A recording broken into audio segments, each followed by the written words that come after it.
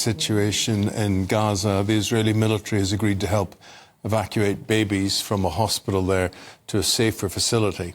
Israel's offer of a short-term ceasefire comes as international condemnation grows over its continued bombing of Gaza. The World Health Organization has said that Al-Shifa Hospital is not functioning as a hospital anymore.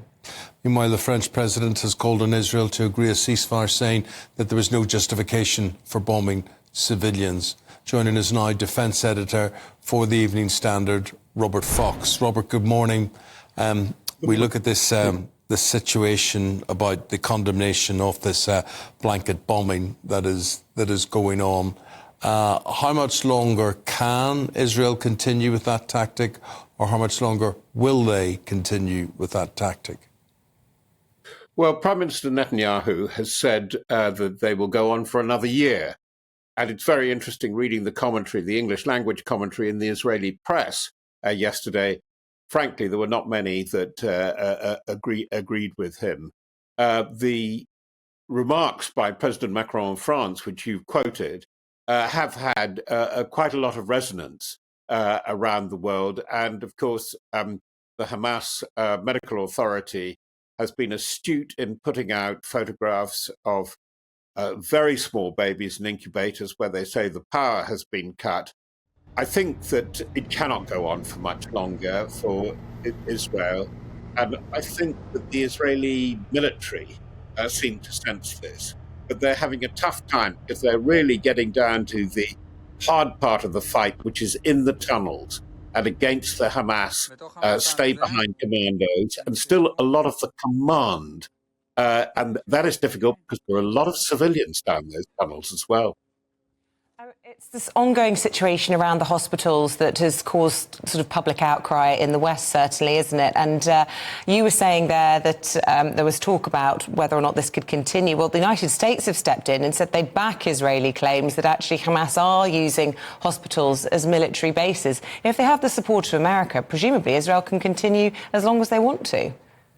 Well, there's another problem in America, Isabel. I've just been reading the latest opinion polls. That there is a lot of criticism now of the way President Biden personally has been handling it. There's not much criticism, frankly, of Tony Blinken, the top diplomat, their Secretary of State, their equivalent of the foreign minister. But I'm beginning to wonder really what is going to happen in the court of world opinion. And this is where actually what Europe, what Rishi Sunak thinks as to how sustainable this is beginning to count. Because the other thing that nobody is really discussing over much, but you can be sure that both Tel Aviv and Jerusalem, that's the military headquarters as well as the political headquarters, will be discussing it with Joe Biden, is how much ammunition can they go on using. I think that this thing has got days, a few weeks at most to run.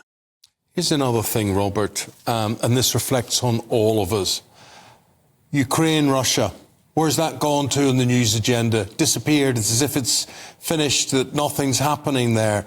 Isn't it true that our attention span wanes after a few weeks or months and we move on to something else?